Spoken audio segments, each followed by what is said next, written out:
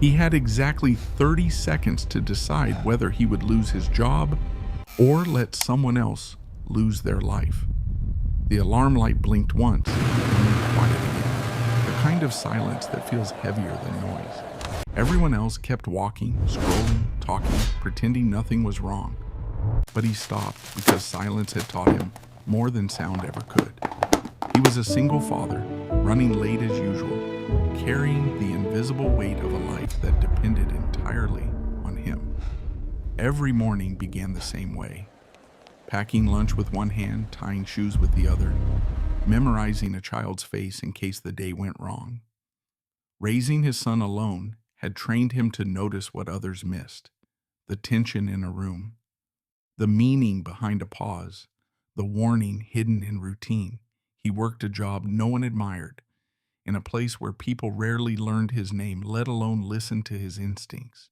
To most, he was replaceable, background noise in a system that rewarded titles instead of attention. But attention was the one skill fatherhood had forced him to master. When you raise a child who depends on you for everything, you learn that danger doesn't always announce itself. Sometimes it whispers. Sometimes it hides behind policies, procedures, and the comfort of "not my responsibility." And sometimes it waits for someone ordinary to look the other way. That morning, something felt wrong. Not dramatic, not obvious, just slightly out of place. A routine task had changed. A door stayed closed too long. A signal that should have been acknowledged was quietly ignored.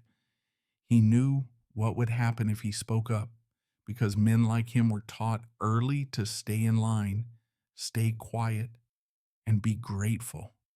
Yet he also knew what would happen if he didn't. Being a single dad had stripped him of the luxury of indifference. So when the moment came, he didn't act like a hero. He acted like a father who had spent years learning that doing nothing is sometimes the most dangerous choice of all. No one ever arrived early enough to see how his day actually began. Before the city stirred, before traffic thickened and screens lit up, he was already awake, standing in a narrow kitchen with a cracked tile floor and a flickering overhead light. The apartment was quiet in the way only early mornings could be, not peaceful, but careful. Every movement was measured. Every sound mattered.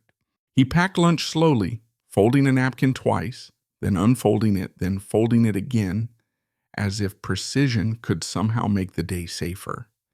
He checked the label on the juice box, even though he had bought the same brand every week for 3 years. Routine wasn't comfort. Routine was survival. In the next room, his son slept curled toward the wall, one hand tucked beneath his cheek. He paused at the doorway longer than necessary, committing the sight to memory, the way he always did. Single fathers learned early that memory was a form of insurance. You memorized expressions, habits, the rise and fall of a chest, because life had a way of reminding you how fragile certainty was. He didn't wake his son with words. He never did. Instead, he brushed 2 fingers gently against the boy's wrist, a signal practiced over hundreds of mornings. The child stirred, eyes opening slowly, not startled, not afraid. Trust lived in that moment, quiet, unspoken, earned. The boy smiled faintly and signed back, small hands moving with sleep-heavy clumsiness. They didn't speak much during breakfast. They didn't need to. Communication in their house had long ago stopped relying on sound. A raised eyebrow meant hurry. A tap on the table meant focus. A hand pressed briefly over the heart meant everything else could wait. Outside, the air was sharp and metallic, the kind that made your lungs ache on the first breath.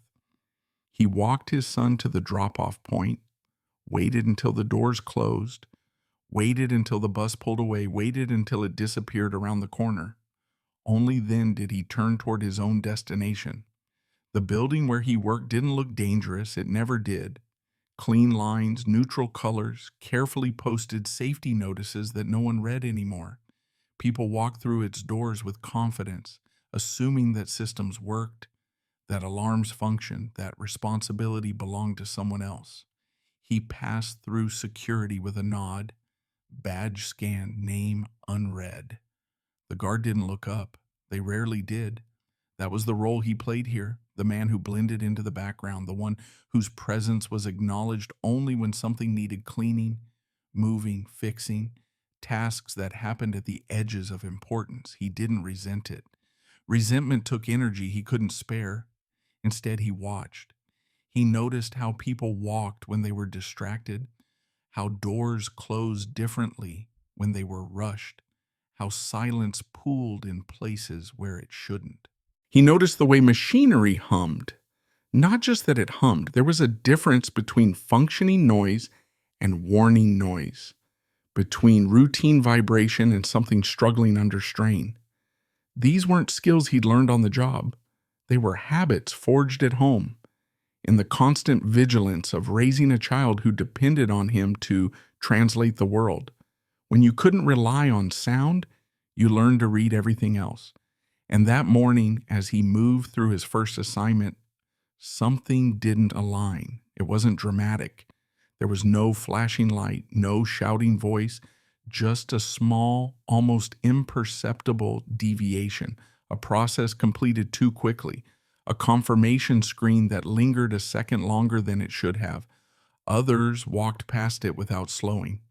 He stopped, not because he understood the danger yet, but because his body had learned to respect discomfort long before his mind could explain it. Raising a child alone had not made him brave. It had made him precise. There was a difference, and he knew it well. Bravery was loud, often reckless. Precision was quiet, built from repetition and necessity. Precision came from knowing that mistakes didn't always announce themselves with drama. Sometimes they arrived softly, and by the time you noticed them, it was already too late. When his wife died, the world had not paused to acknowledge it. Bills still arrived. Work still demanded attendance. His son still needed breakfast, reassurance, consistency. Grief had been a luxury he could not afford to indulge publicly. Instead, it folded inward, reshaping him. He learned to anticipate needs before they were expressed, to read frustration in clenched fingers, to recognize fear not in screams, but in stillness. His child did not cry loudly when overwhelmed. He froze. And freezing, he learned, was the most dangerous response of all. So he learned to act before freezing took hold. That instinct followed him everywhere. At work, it meant he noticed patterns others dismissed. He could tell when a room had been used by the way chairs were misaligned, by the faint warmth still clinging to surfaces. He could tell when something had been rushed, when a checklist had been completed by habit rather than attention. He never corrected people openly. That wasn't his place. Instead, he adjusted quietly, tightened what was loose, flagged issues in ways that sounded harmless. Might want to take another look at this. Could be nothing, but sometimes he was ignored. Often nothing happened, but sometimes, rarely, someone listened. And those moments reinforced the lesson fatherhood had drilled into him relentlessly. Your responsibility did not end at your job description. That morning, as he stood near the control panel, he replayed the sequence in his head. What should have happened? What did happen? The gap between the two.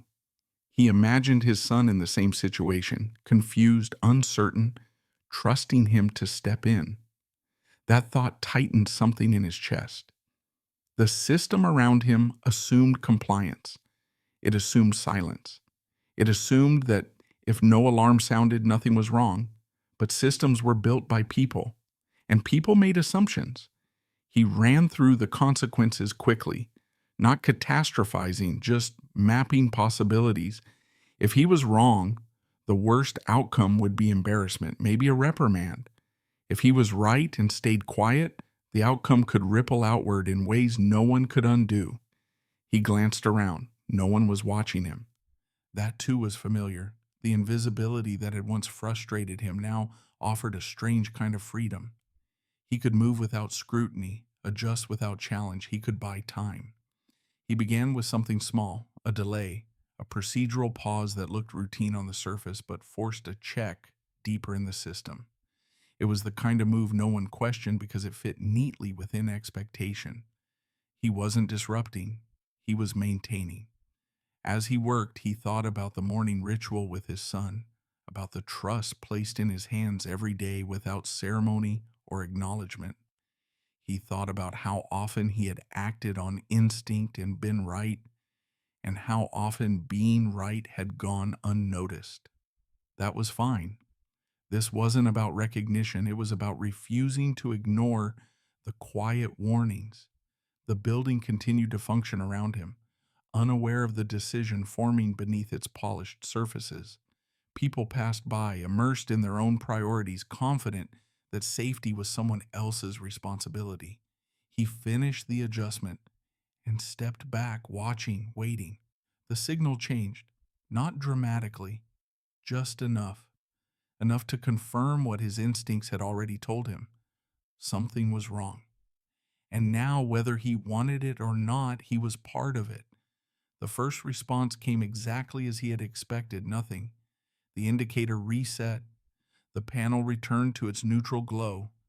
Whatever anomaly had surfaced moments earlier now disappeared beneath layers of automated reassurance. The system had corrected itself, or at least it wanted everyone to believe it had. People trusted screens more than instincts. He had learned that long ago. He remained where he was, hands resting loosely at his sides, eyes scanning without appearing to. If there was one thing invisibility taught you, it was how to look without being seen looking. He watched technicians pass by, watched a supervisor glance briefly at the panel and move on, satisfied by the absence of red. No one asked who had initiated the delay. No one questioned why a routine process had stalled, even briefly. The building exhaled and continued forward, relieved to avoid inconvenience. Relief, he knew, was often premature. He pulled up the maintenance log on a nearby terminal, fingers moving quickly, efficiently. His name appeared automatically in the record. That was unavoidable. He felt a flicker of discomfort but pushed it aside. Accountability was not something he feared. Neglect was. The data didn't align cleanly. Readings overlapped where they shouldn't. Timelines compressed unnaturally. It looked like a system compensating for something it hadn't fully registered yet, like a body masking pain to keep moving. He considered escalating. The word itself carried weight. Escalation meant forms, explanations, attention. Attention meant scrutiny. Scrutiny meant questions that rarely ended with gratitude for someone in his position. He imagined the conversation already. Did the system flag it? No. Did an alarm trigger? No. Then what exactly are you reporting? A feeling, a pattern, a silence. He had learned how that conversation ended. Still, he reached out. The supervisor listened with a polite expression, the kind designed to reassure without committing. He nodded in the right places, glanced at the screen, tapped a few keys. It's within acceptable parameters, he said finally. Probably a calibration hiccup. These systems are designed with redundancy. Redundancy was another word people used to excuse inattention. I'd like to run a deeper check, he replied carefully. Not insistently, not emotionally, just enough to sound reasonable. The supervisor sighed, not dramatically, but with the subtle irritation of someone being asked to solve a problem they didn't believe existed. We can't halt operations every time someone feels uncertain. If there's a real issue, the system will flag it. He nodded. He always nodded. Compliance was expected, and he had learned to perform it convincingly. But as he stepped away, he felt the familiar tension settle into his shoulders, the one that came when logic collided with authority, when responsibility was diffused so thoroughly that no one actually held it anymore. He returned to his tasks, but his focus fractured. He replayed the readings in his mind, cross-referenced them, with memory rather than protocol. Memory was underrated in places like this, too subjective, too human. As the hours passed, small inconsistencies accumulated, a pressure variance here, a delay there. Each one, on its own was explainable. Together, they formed a pattern that felt uncomfortably familiar. It reminded him of the days before his wife collapsed. Doctors had dismissed her fatigue, her shortness of breath, her insistence that something was wrong. Test results hovered just inside normal ranges.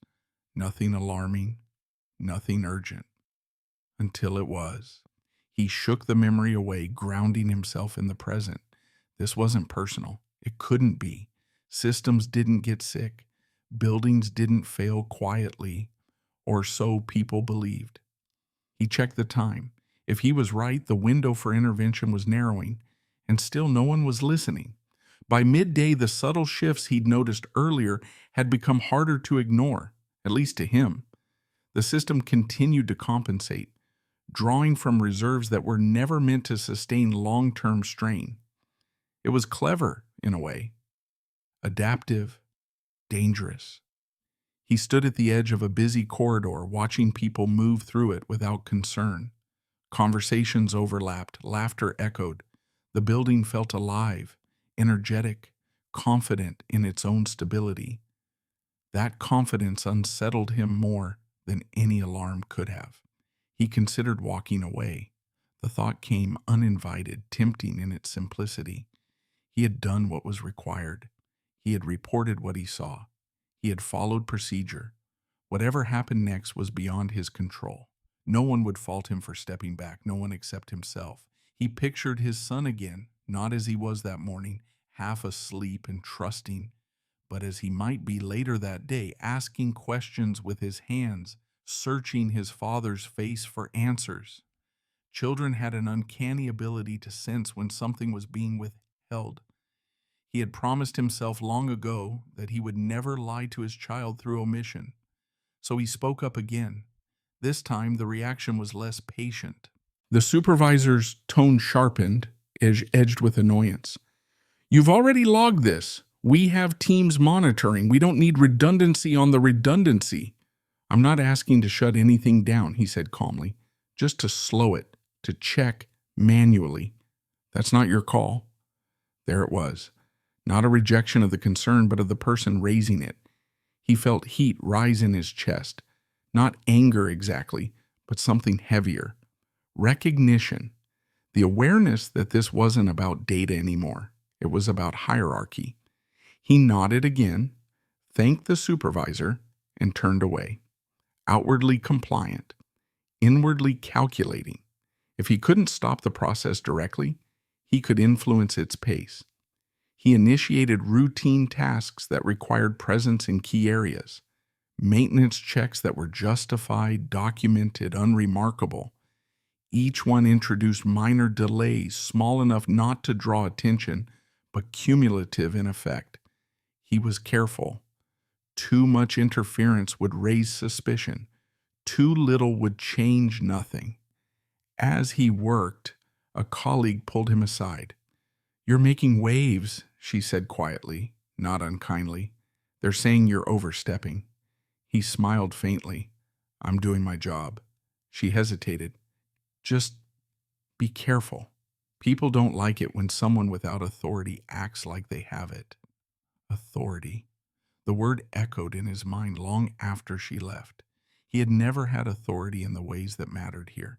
He didn't sign off on budgets or approve protocols. His name didn't appear in meeting notes. But he carried another kind of authority, one earned in sleepless nights in hospital corridors, in the responsibility of being the last line of defense for a small, vulnerable life.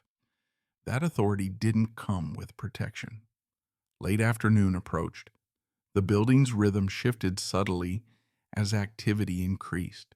More people, more demand, less margin for error. He checked the readings again. The system was nearing a threshold it wouldn't recognize until it was too late. His pulse quickened, not from panic, but from clarity. He had reached the point where following the rules would no longer keep people safe. Crossing that line would cost him. He knew it with certainty. At minimum, disciplinary action, possibly termination.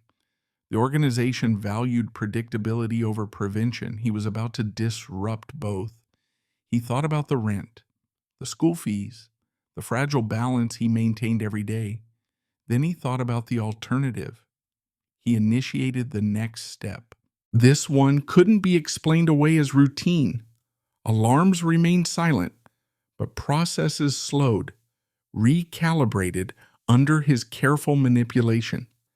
It was enough to draw attention without triggering an emergency response, enough to force a conversation. It came quickly. Security arrived first, followed by management. Questions sharpened into accusations. His actions were dissected, motives scrutinized.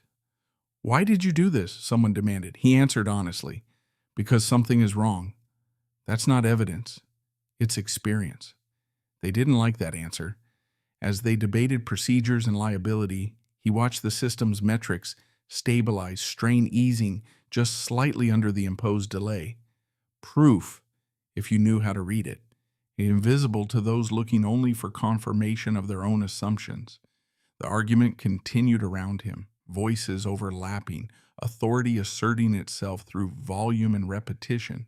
He stood quietly in the center of it, waiting. He had made his choice. Whatever happened next was no longer about his job. It was about whether anyone would finally look beyond the screen, beyond the hierarchy, and see what had been there all along. The room felt smaller once the doors closed. Not physically, nothing had changed about its dimensions, but authority had a way of compressing space, of pushing the air inward until it pressed against your ribs. He stood near the wall while the others took seats around the table, their posture already arranged into something formal and immovable. No one invited him to sit. The conversation resumed without him, as if he were an object that had been left in the room by mistake. Data scrolled across a screen at the front, numbers rearranged to support whatever conclusion was being shaped. The same figures he had studied hours earlier now looked different in their hands, stripped of context, reduced to compliance. Operational disruption, someone said. Unapproved intervention, another added. Risk exposure. Words stacked neatly on top of one another, forming a structure that excluded him by design. When they finally addressed him directly, it was not with curiosity. "Do you understand the implications of what you did?" the senior manager asked, fingers steepled, voice calm, in the way that signaled finality. He nodded. "Yes." "Then explain why you did it anyway." He took a breath, not because he was nervous, but because he had learned to pace himself when emotions ran close to the surface. Panic muddied language. Precision mattered. The system was compensating for an unresolved fault, he said. Left unchecked, it would have escalated under peak load. That's speculation. It's pattern recognition. A faint smile crossed the manager's face, thin and humorless. "You're not trained to make that call." He didn't argue. He never did. "I'm trained to notice when something doesn't behave the way it should." "Your role is maintenance," the manager replied, "not risk assessment." He met her gaze then, steady and unflinching. Maintenance is about preventing failure, not just cleaning up after it. The silence that followed was sharp. Someone cleared their throat. Another tapped a pen. The conversation shifted deliberately toward consequences. Protocols were cited, lines were drawn, responsibility was redirected. He watched it happen with a strange detachment. This, too, felt familiar. He had seen it in hospitals, in schools, in every system that preferred certainty over caution. When something went wrong or nearly did, the search for accountability rarely traveled upward. It settled where it was easiest. "You exceeded your authority," the manager said. "That creates liability." He understood what she was really saying. Liability wasn't about safety, it was about control. "I acted to reduce risk," he replied. "And in doing so, you created a new one." The words landed with weight. This was the turning point. The moment where his actions would be reframed not as intervention, but as threat. He thought about defending himself more forcefully, about listing every detail he had noticed, every calculation he had made. But he also knew how this room worked. Evidence only mattered when it aligned with the decision already reached. So he said nothing. The manager leaned back. Pending further review, you are suspended, effective immediately. The sentence was delivered cleanly, professionally. It echoed anyway. Suspension meant uncertainty, missed paychecks, questions he would have to answer at home, a disruption to the fragile stability he had built with such care. He nodded once, understood. They dismissed him with a gesture, already moving on to the next agenda item. The meeting continued as if he had never been there at all. As he walked out, the hallway seemed louder, brighter, more indifferent than before. People passed him, unaware of what had just shifted. Systems continued to hum, reassured by their own authority. He stopped near a window, looking out at the city below. The world moved as it always did, unconcerned with the quiet decisions that shaped its safety. He pressed his palm against the glass, grounding himself. He had known this was a possibility, had accepted it the moment he chose to act. Still, acceptance did not soften the reality of it. He sat alone in his car long after the engine had gone cold. The parking structure smelled faintly of oil and concrete, the echo of footsteps carrying from somewhere above. He stared at the dashboard without really seeing it, replaying the day not with regret, but with assessment. Had he missed something? Had he moved too soon or too late? The data supported his decision. That much he was sure of. What troubled him was not doubt in his judgment, but the consequences that judgment now carried. He checked his phone. No messages, no missed calls. The silence felt heavier now, no longer neutral. He imagined the conversation he would have to have that evening. The careful phrasing, the reassurance layered over truth. He never lied to his son, but he had learned how to frame reality gently, the way you guided a child through difficult terrain without letting them see the drop-off too clearly. As he drove home, the city blurred past in familiar patterns. Stoplights, crosswalks, buildings rising and falling like controlled waves. Everything appeared stable on the surface. He wondered how many near failures lived beneath that surface, unnoticed, unacknowledged, waiting for someone ordinary to intervene. At home, the apartment greeted him with its usual quiet. He set his bag down, washed his hands, moved through the space on autopilot. When his son arrived later, they shared dinner, exchanging small signs, familiar gestures. The boy noticed his father's tension immediately. A question formed in his hands. He hesitated, then answered honestly, not with fear, but with clarity. He explained that sometimes doing the right thing made life harder, not easier. That protecting others didn't always come with rewards. His son listened, eyes focused, absorbing the lesson in his own way. Then he signed back something simple and devastating in its sincerity. You still did it. He nodded, throat tight. Yes? They sat together in silence after that, a comfortable one, the kind that didn't demand resolution. Later that night, after his son fell asleep, his phone rang. The number was unfamiliar. He answered. The voice on the other end was urgent, stripped of its earlier authority. We need you back here. His pulse quickened, but his voice remained steady. What happened? There was a pause, a recalibration. The system spiked, the voice said. Your delay bought us time, but the underlying fault, it's worse than we thought. He closed his eyes briefly. Is anyone hurt? Not yet. He exhaled. That mattered. They asked him to explain again, to walk them through what he had seen. This time, they listened. Truly listened. Questions came not as challenges, but as requests for clarity. He described the pattern, the compensation, the threshold. He explained how minor deviations accumulated, how silence masked escalation. He spoke not as an employee defending his actions, but as someone invested in preventing harm. When he finished, the line was quiet. We should have acted sooner, the voice admitted finally. He said nothing. Vindication wasn't the point. I can guide you through stabilizing it, he offered, but it will require a controlled shutdown. Another pause, longer this time. That will disrupt operations. Yes, he said, but it will prevent something far worse. They agreed. He returned to the building under different circumstances now, escorted not as a liability, but as a necessity. The same corridors felt altered, stripped of their earlier indifference. Eyes followed him, not with admiration, but with awareness. He moved with the same quiet precision as before, directing adjustments, monitoring responses.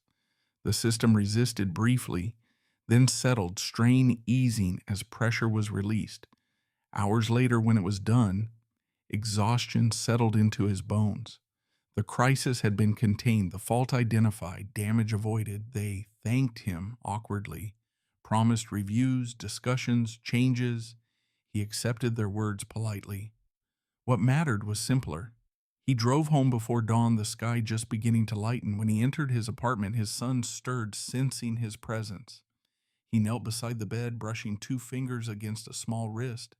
His son opened his eyes and signed a question. He smiled faintly and signed back, "It's okay. You're safe." The cost had been real, the risk undeniable, but as he sat there in the quiet, he knew without hesitation that he would make the same choice again, because being a father had taught him one thing above all else: safety was not guaranteed by systems. It was created by people willing to act when silence felt wrong. The building did not celebrate what had been avoided.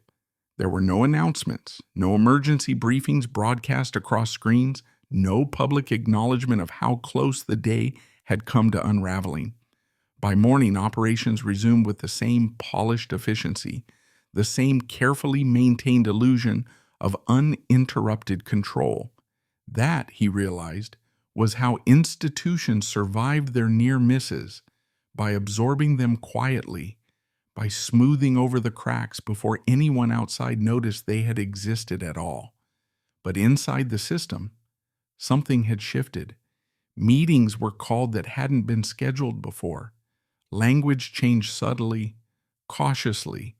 Words like redundancy and acceptable deviation were now paired with phrases such as human verification and manual oversight. Processes that had once relied entirely on automated confirmation were re-examined, if only reluctantly. He was asked to attend those meetings.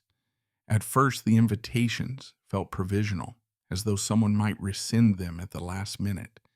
He sat at the edges of conference rooms, listening more than speaking, watching how people framed questions now that certainty had been shaken. They asked him how he had known. He answered honestly, without dramatization. He spoke of patterns rather than instincts, of accumulation rather than catastrophe. He explained how systems, like people, rarely failed all at once. They frayed slowly, invisibly, until the strain exceeded what they could hide. Some listened. Others nodded without fully absorbing it, eager to return to familiar hierarchies. Change, he understood, was not a single event, but a negotiation that unfolded over time. No one apologized for the suspension, not directly. The word never appeared in conversation. Instead, it was replaced by phrases like miscommunication and procedural misalignment. He accepted that too. Institutions struggled with accountability when it disrupted the story they told about themselves. What mattered was that certain controls were rewritten. Manual checks became mandatory at critical thresholds. Reports could now be submitted without immediate dismissal based solely on role or rank. There were still layers of approval, still filters and buffers designed to protect authority, but cracks had formed in places that had once been sealed. He noticed another change as well. People began to look at him differently. Not with admiration exactly. Admiration implied elevation, and elevation made people uncomfortable. Instead, they looked at him with a kind of recalibrated awareness, as though reassessing something they had previously categorized as insignificant. Colleagues asked questions now. quiet ones, careful ones. They sought his opinion before dismissing anomalies, before assuming that silence meant safety. He answered when asked. He never lectured, never reminded anyone of how close they had come. Power, he had learned, rarely changed hands in dramatic gestures. It shifted through attention, through who was listened to and when. He returned to his routine gradually, though the routine itself had changed. He still arrived early, still moved through the building with practiced ease, still noticed what others overlooked, but he was no longer entirely invisible. That visibility felt strange. It brought expectations, requests, a subtle pressure to perform the role people now associated with him. He resisted that pull carefully. He did not want to become a symbol. Symbols were convenient. They allowed systems to point at a person instead of fixing themselves. Instead, he focused on consistency. He continued to do what he had always done: observe, document, intervene when necessary. He encouraged others to trust their observations, to speak before doubt silenced them. Some did, some didn't. Change moved unevenly, like all meaningful things. At home, life remained grounded in quieter rhythms. Mornings unfolded as they always had. Lunch packed, shoes tied, signals exchanged without words. His son noticed the difference, of course. Children always did. There were new conversations, new explanations layered gently over familiar routines, questions about work, about responsibility, about why adults sometimes ignored warnings, even when they were visible. He answered those questions honestly, carefully, always returning to the same principle. Doing the right thing did not guarantee comfort. It guaranteed alignment with who you chose to be. Weeks passed. The incident faded from active discussion, absorbed into reports and archived data. For most, it became a footnote, a lesson acknowledged and then set aside in favor of pressing priorities.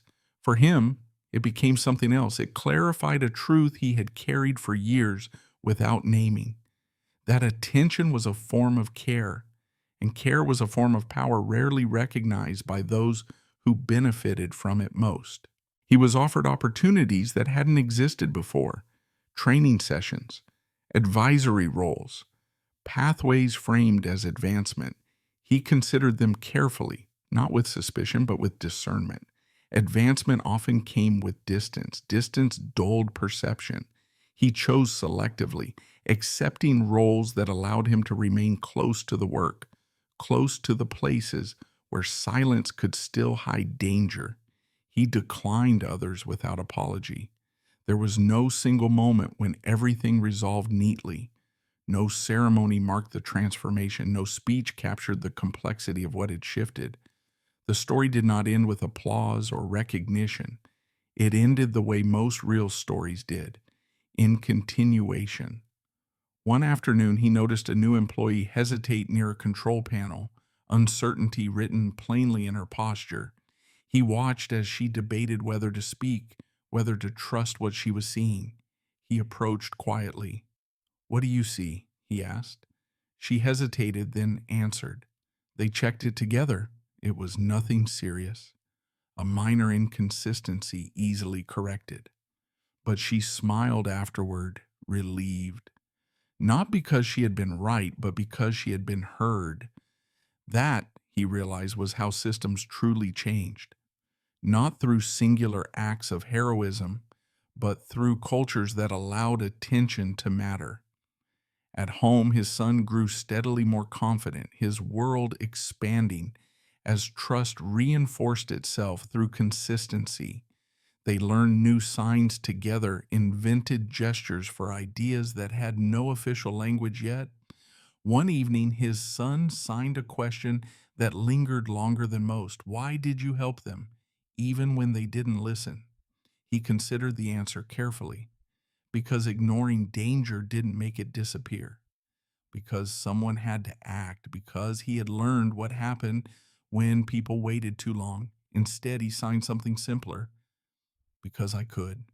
The boy nodded, satisfied. Later that night, after the apartment had settled into sleep, he sat by the window and looked out at the city. Lights blinked on and off in patterns too vast to comprehend fully. Somewhere beneath that network of movement and intention, countless systems worked silently, most of them unnoticed until they failed. He thought about the people moving through those systems every day, the ones whose names were never remembered, whose observations were dismissed, whose silence was mistaken for consent. He thought about how close he had come to joining that silence. And he thought about the choice he would make again without hesitation if given the chance. The story of that day would never be told the way it happened. It would be simplified, reframed, stripped of its uncertainty and doubt. That was fine. Stories served different purposes. Truth, he had learned, lived in quieter places. It lived in the moments when someone paused instead of passing by, when a signal was noticed instead of ignored, when a person without authority chose responsibility anyway. The system would continue to evolve imperfectly, inconsistently. There would be future failures, future warnings missed. No change erased risk entirely, but somewhere within it now existed a small, persistent adjustment, a recognition that safety did not emerge from automation alone, but from human attention layered carefully on top of it. He turned away from the window and prepared for the next day, for the rituals that grounded him. In the morning, he would wake early again. He would pack lunch. He would wake his son with a gentle touch instead of a voice. And he would go back into the world carrying the same quiet understanding he always had, that the most important work was often done by people no one noticed, and that noticing was, in itself, an act capable of changing everything. Nothing about the world looked different the next morning. Traffic still crowded the streets. Screens still glowed with schedules and numbers. Buildings stood where they always had, confident in their permanence. To anyone passing by, the day was indistinguishable from the one before it. But he noticed the difference. He noticed it in the way people hesitated now, just slightly, before dismissing an irregularity, in the way questions were asked with less impatience, in the way silence was no longer automatically interpreted as proof that everything was fine. The change was subtle. It would never make headlines. It would never be measured in quarterly reports or celebrated in speeches, but it existed in the spaces between certainty and caution, where attention had learned to slow down. He returned to his routines without ceremony. He still arrived early, still worked with his hands, still moved through systems that were larger than him and indifferent to individual effort. He did not become a hero, and he did not want to. Heroes were convenient. They allowed people to believe that responsibility belonged to someone exceptional, someone else. He had learned the truth the hard way. Responsibility belonged to whoever chose not to look away. At home, his son grew older, stronger, more confident, in a world that did not always know how to meet him halfway. They continued to speak in the language they had built together, one shaped by patience, precision, and trust. In that language, silence was never empty. It carried meaning. It demanded attention. One evening, as they sat together after a long day, his son signed something new. "You always see things first." He smiled at that, not with pride, but with understanding. "I learned because I had to," he signed back, "because you needed me to." The boy considered this, then nodded, as if storing the idea for later use. That was how lessons move forward, not as commands, but as examples quietly absorbed. The system he worked within would never be perfect. No system was. There would be future warnings ignored, future signals misunderstood, future moments when convenience tried to outweigh caution. Progress did not eliminate risk. It only reshaped it. But somewhere inside that vast machinery now lived a small adjustment, one that could not be undone easily. The understanding that silence might be a message, that attention could be a form of protection, that the people most likely to notice danger were often the ones no one bothered to notice at all. He did not ask to be remembered. What mattered was that the next time something felt wrong, someone might pause instead of passing by. Someone might listen instead of dismissing. Someone might act before certainty arrived too late. And that possibility, that quiet shift, was enough. That was the legacy of a single father who trusted what fatherhood had taught him. Not how to control the world, but how to care for it. Not how to dominate systems, but how to remain human inside them. The world moved on, as it always would, but it did so just a little more carefully. And sometimes that was the difference between failure and safety, between loss and preservation, between silence that hid danger and silence that finally, at last, was understood.